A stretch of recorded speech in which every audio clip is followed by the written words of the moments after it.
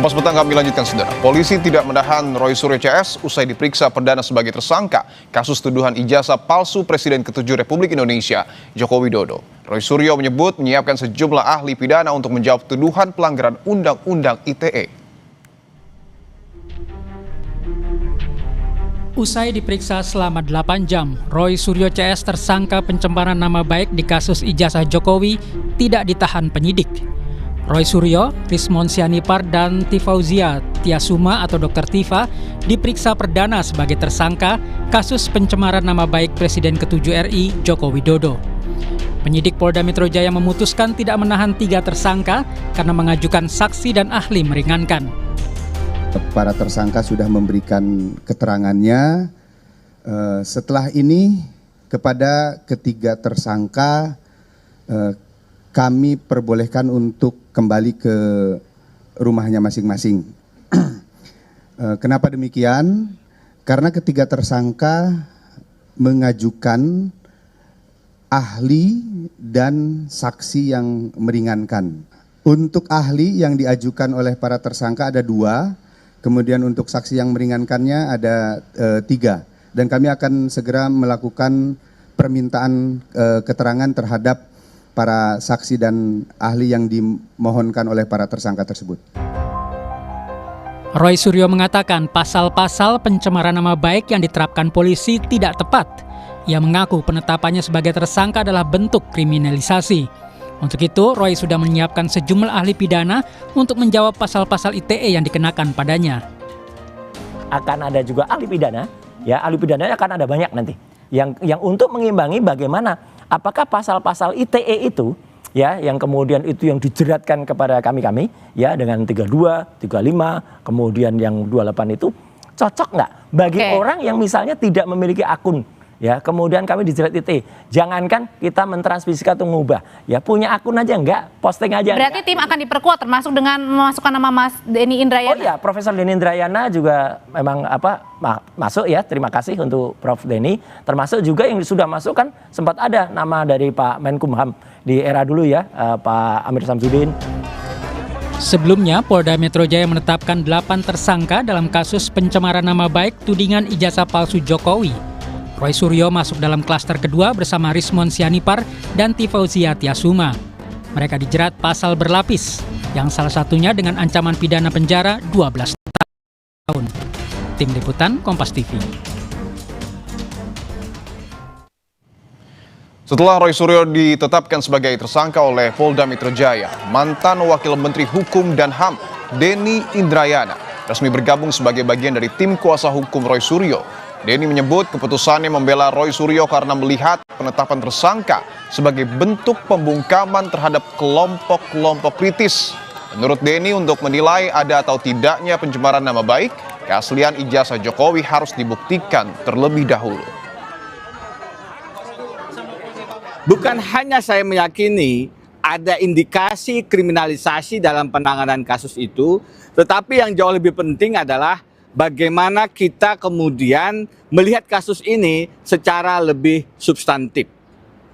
Ini bukan hanya persoalan pidana, sebagaimana pasal-pasal yang dituduhkan. Lebih mendasar dari itu, ini adalah persoalan konstitusionalitas bagaimana penegakan hukum harus merdeka dari berbagai kepentingan termasuk intervensi kekuasaan. Polisi tidak menahan Roy Suryo CS setelah diperiksa sebagai tersangka kasus tuduhan ijazah palsu Presiden ke-7 Republik Indonesia, Joko Widodo. Roy Suryo pun menggandeng mantan Wakil Menteri Hukum dan Hak Asasi Manusia, Denny Indrayana, dalam tim kuasa hukumnya. Apakah bukti-buktinya belum kuat sehingga Roy Suryo dan kawan-kawan belum ditahan? Kami akan membahasnya bersama kuasa hukum Roy Suryo CS, Abdul Ghafur Sangaji, dan Ketua Jokowi Mania, Andi Azwan. Bapak-bapak, selamat petang semua. Selamat sore, Mas. Siap, saya ingin ke Bung Sangaji terlebih dahulu. Bung Sangaji, klien Anda ini tidak ditahan. Apakah ini artinya Roy Suryo punya bukti yang kuat? Ya, terima kasih. Pertama tentu kami mengucapkan terima kasih kepada seluruh rakyat Indonesia yang telah mendukung gerakan RRT untuk membongkar kepalsuan ijazah mantan Presiden Joko Widodo, sehingga dukungan rakyat itu membuahkan hasil yang sangat menggembirakan bagi kami, yaitu tidak dilakukannya penahanan oleh penyidik Polda Metro Jaya. Itu hal yang pertama. Hal yang kedua, pertanyaan krusialnya kenapa tidak dilakukan penahanan oleh penyidik Polda Metro Jaya? Ada dua alasan. Alasan yang pertama adalah tentu kita melihat pada pertimbangan subjektif penyidik Polda Metro Jaya yang diatur dalam ketentuan pasal 21 ayat 1 KUHP, yaitu sama sekali tidak ada kekhawatiran dari penyidik Polda Metro Jaya di mana Mas Roy Suryo, Bang Rismon, dan Dr. Tifa dikhawatirkan tidak akan melarikan diri, kemudian tidak akan menghilangkan barang bukti, dan tidak akan mengulangi tindak pidana. Saya adalah kuasa hukum yang mendampingi proses pemeriksaan Mas Roy dari mulai pagi sampai selesai, sampai kemudian kami keluar, dan di ujung pemeriksaan itu alhamdulillah penyidik Polda Metro Jaya menyampaikan satu kabar gembira bagi tersangka, yaitu tersangka boleh pulang. Dan itu menandakan bahwa memang gerakan ini adalah gerakan yang didukung oleh doa seluruh rakyat Indonesia. Itu alasan pertama. Alasan yang kedua, dari sisi kualifikasi delik material, ya, yang mana berdasarkan pasal 21 ayat 4 KUHP tidak dilakukan penahanan karena dugaan tindak pidana pengrusakan dokumen elektronik, kemudian pengeditan dokumen elektronik yang ancaman pidananya di atas 8 tahun dan 12 tahun penjara, itu oleh penyidik setelah dilakukan uji terhadap semua alat bukti, baik saksi, ahli, termasuk juga 700 atau 700 lebih barang bukti yang disita oleh Polda Metro Jaya, itu kemudian setelah diuji secara konfrontir, maka dugaan tindak pidana pemalsuan dokumen elektronik itu tidak memberikan keyakinan kepada penyidik, sehingga gugurlah alasan penahanan yang diatur dalam pasal 21 ayat 4 KUHP. Jadi kualifikasi delik yang selama ini kita anggap itu adalah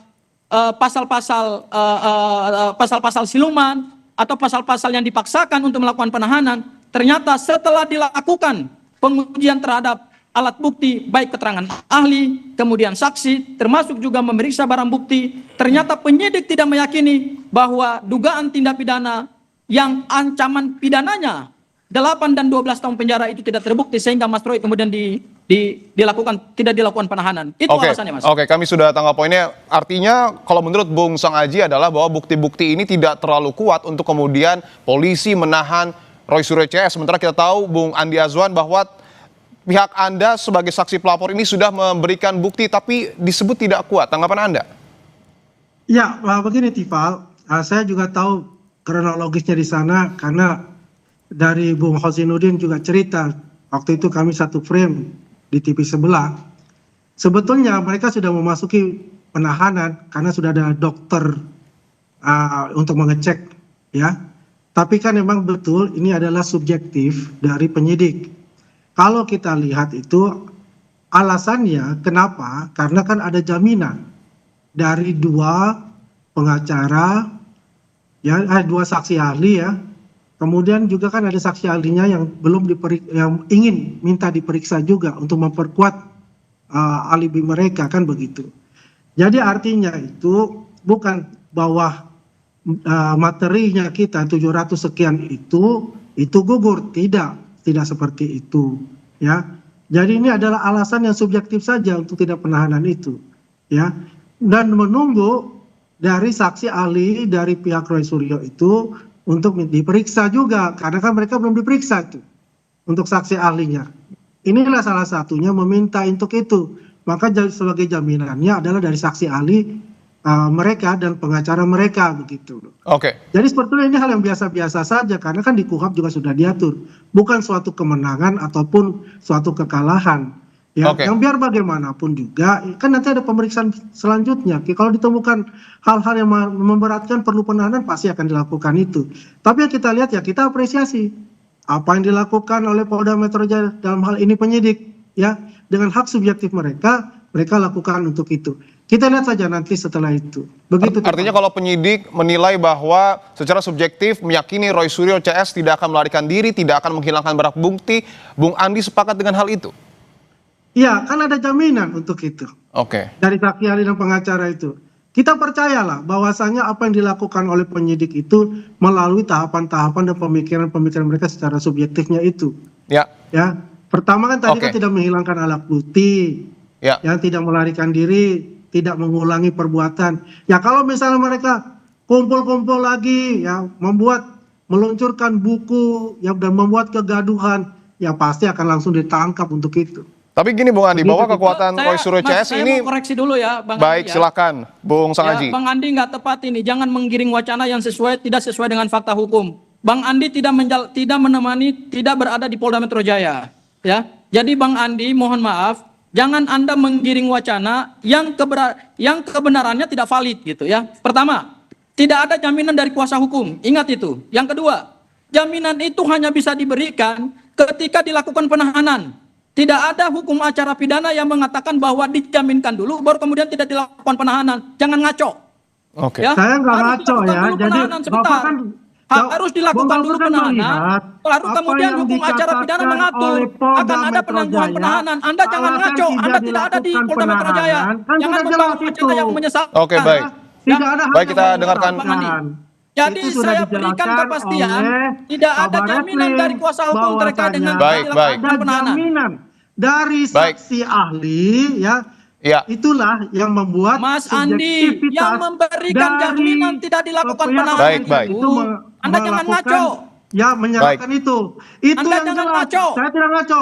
Baik. Teman saudara Hosinuddin itu bercerita sama saya. Dengarin dulu. Oke, baik. Saya Dengarin ingin dulu saya. Ya. Baik, Bapak-bapak, Jumat tahan dulu, malam saya ingin itu, ke malam Jumat itu Baik, Bung bercerita Andi. sama saya. Baik, Anda ada boleh satu hal yang menarik Bung berkelit. Andi, bahwa kita tahu nampaknya kekuatan Roy Suryo CS ini semakin menguat ketika mantan Tidak Wamenkumham semakin kuat, ini Pak. Denny Indrayana bergabung. Tanggapan Anda? Rival, Denny Indrayana masuk itu ya pansos juga, ya dia kan biar bagian juga ingin terjun lah melihat itu untuk menaikkan rating dia juga nanti jadi pengacara kan begitu. Silakan saja bergabung bertambah amunisi. Yang jelas itu ya hadapi itu nanti di pengadilan ya bersama dengan tim kuasa hukum masing-masing. Ya makanya saya menjelaskan ini ya bukan artinya ini menang atau kalah. Ini masih ada proses-proses selanjutnya. Ya, ini kan baru tahap pertama, ya. Ada jaminan makanya dilepaskan kan begitu. Ya. Bukan artinya akhir dari semuanya. Masih ada tahapan-tahapan pemeriksaan selanjutnya. Karena saksi ahlinya kan belum ada yang diperiksa juga. Jaminannya Kan maksud Anda begitu. seperti apa, Bung Andi? Kenapa? Jaminan yang kemudian diberikan oleh Roy Suryo ini apa?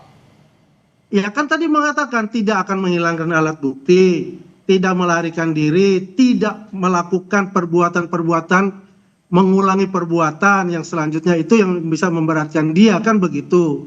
Ya jadinya kalem-kalem saja gitu, santai-santai saja. Lihat aja prosedurnya itu, jangan memprovokasi lagi. Dan kenyataannya apa tidak ditahan itu kan dikatakan oleh Kabar Eskrim kan begitu. Ada jaminannya dari tim kuasa hukum, kemudian ada jaminannya dari tim ahli, dan mereka kan belum diperiksa juga. Apakah ada novum barunya kan, ada bukti-bukti baru begitu yang nanti akan menjadi saksi ringan. Oke, baik. Kan gitu. Baik. Saya ingin ke Bung Sang Haji, ketika nanti klien Anda diperiksa, 2 ahli dan 3 saksi yang meringankan ini siapa saja? Yang pertama, saya ingin mengomentari lagi ya, ini pendapat yang sesat dan informasi yang tepat dari Bung Andi Azwan ya. Jadi tidak ada jaminan, ada jaminan dari kuasa hukum maupun ahli. Ini penegakan hukum, Bos. Tidak ada itu. Penjaminan itu hanya bisa diberikan ketika dilakukan penangguhan penahanan. Harus digarisbawahi itu. Ya. Jadi Anda jangan berkomentar dalam 2 hal. Anda tidak ada di Polda Metro Jaya, ya. Dan kemudian yang kedua, pendapat Anda nggak sesuai dengan prosedur hukum. Itu satu. Yang kedua, tidak dilakukannya penahanan, itu lagi-lagi saya katakan, subjektif penyidik. Dan itu tidak diintervensi oleh adanya permohonan untuk tidak dilakukan penahanan. Itu betul-betul kewenangan mutlak penyidik. Dan kewenangan mutlak penyidik itu diatur dalam pasal 21 ayat 1 KUHP. Oke. Itu 2 hal. Oke, Hal yang oke, ketiga, untuk diperiksanya kapan? terkait dengan Bang pemeriksaan ahli. Sang Haji. Supaya perkara ini menjadi terang benderang ke depan, Ya. saya nggak masalah dengan apa yang disampaikan oleh Bang Andi. Baik, Ya, untuk Bung Andi. diperiksanya kapan, Bung Sang Haji? Saya ingin tegaskan. Ya, untuk ahli-ahli, saya tidak bisa menyampaikan siapa ahlinya saja. Tapi intinya begini, Waktunya? akan ada kami hadirkan Untuk beberapa waktunya, ahli. Bung Sang Haji? Kenapa? Pemanggilan Kenapa? untuk Bung Roy Suryo CS itu akan dilakukan kapan?